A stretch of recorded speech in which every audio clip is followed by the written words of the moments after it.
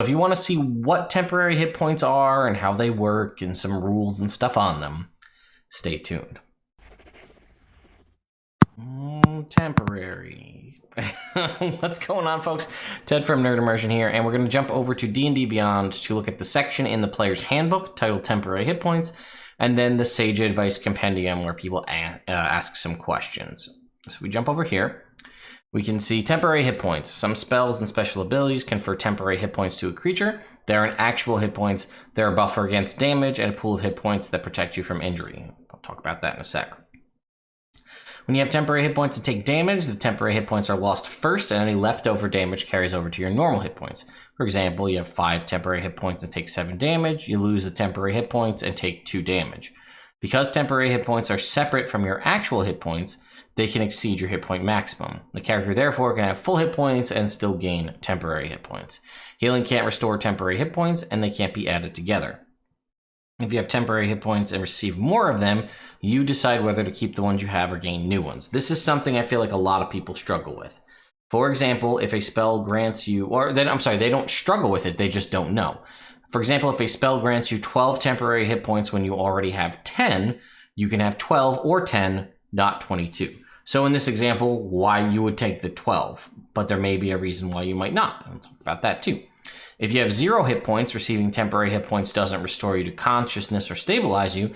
They can still absorb damage directed at you while you're in this state, but only true healing can save you. Unless a feature that grants you temporary hit points has a duration, they last until they're depleted or until you finish a long rest. So, a couple of things.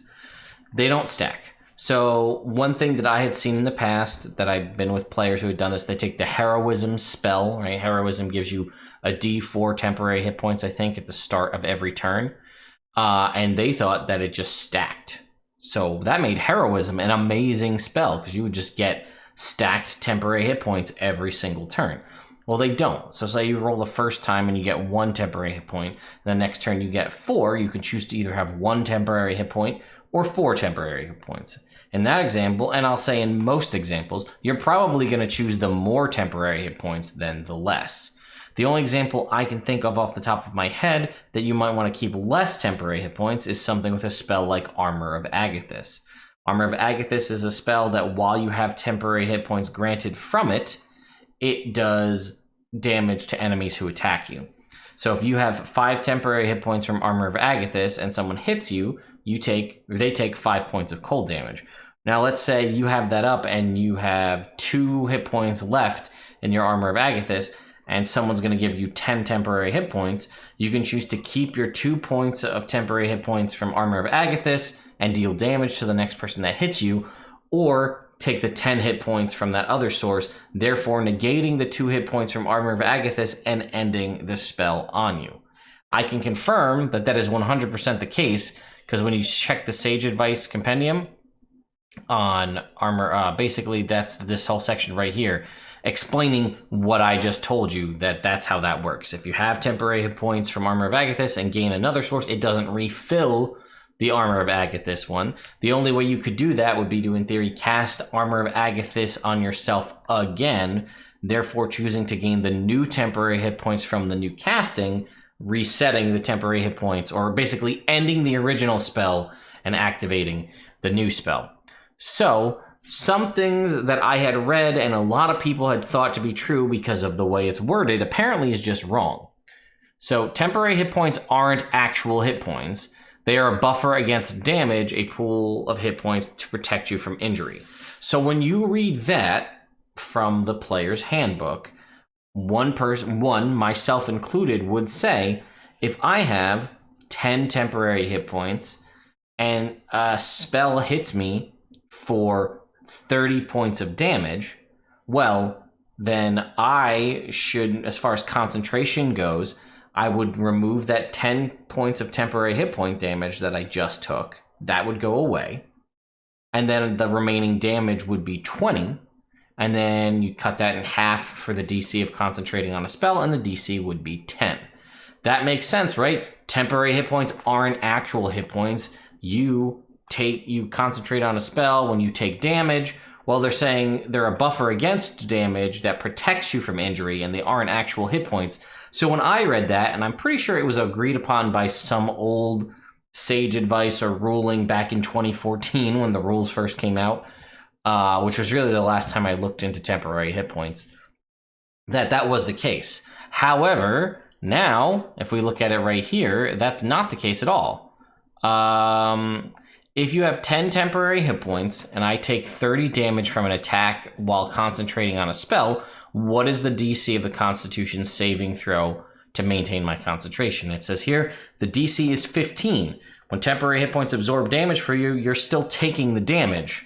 But over here, they're not real hit points, and it's to protect you from injury. But anyway, you're still taking damage, just not to your real hit points, which it's, I guess the qualifier for concentration is when you take damage. But in my mind, that would be when I physically take damage. If I have a buffer of temporary hit points, and then we're going to get more confusing in a second here. DC is 15 in that case. When temporary hit points absorb damage for you, you're still taking damage, just not to your real hit points. In contrast, a feature like the Wizard's Arcane Ward can take damage for you, potentially eliminating the need to make a Constitution saving throw, or at least lowering that save DC. So if I have Arcane Ward, which is a thing that has a pool of hit points that protects me from damage, and that takes the damage first, then it lowers the save DC. But if temporary hit points, a pool of not real hit points that's there to protect me from injury and damage, takes those, then it counts as me taking damage. It doesn't make sense in my head. I don't really agree with it, but that's how the rules are as written. Something else that I didn't know right here is they last until they're depleted. Obviously, I knew that. Or until you finish a long rest. I did not know that temporary hit points went away when you took a long rest. In my mind, you have these temporary hit points from some source. You would just have them till they were depleted. I don't remember the or you finish a long rest part from when I first read them back in 2014 when the rules came out. So that was something that I learned in doing this research, that temporary hit points go away on a long rest. So if you have a means of gaining additional temporary hit points, you can get them again at the start of the day, and that would be good. And then a reminder that they don't stack together. You kind of pick and choose which one you want. But yeah, apparently, if you take damage, temporary hit points don't protect your concentration from that. I thought, based on how I read it, they're not real hit points. They're there to protect you from damage, and it's when you take damage. Well, if it's not real hit points, then I'm not really taking damage? I don't know. Maybe I'm belaboring that too much. Let me know your thoughts in the comments down below. Were you aware of this particular ruling on temporary hit points? Again, the other way makes more sense in my brain. But you tell me, did you know all these rules? I mean, again, I don't happen to play classes too often that get continual access to temporary hit points, so it's not really something that I focus on because I just don't. Or again, if I play a paladin, heroism is not typically one of my top spells that I take, so I've never really focused on the temporary hit points. But I have characters and players that do in my games now, so I'm learning I should look this up because that way I can be as knowledgeable about it when they get their temporary hit points. I can keep all that stuff in mind. So I'm just curious what your thoughts are. Did you know about this? Where do you stand on the rule of temporary hit points for concentration? Obviously, I've told you how it's supposed to be done, but what are your thoughts on that? So let me know, again, in the comments down below. A reminder, there is still a giveaway going on to win a limited edition copy of Mythic Odysseys of Theros. It looks like this. It's super shiny and pretty. And I thank you again to my patrons over on Patreon for continuing to support me and Nerd Immersion as a channel. I will see you all next time.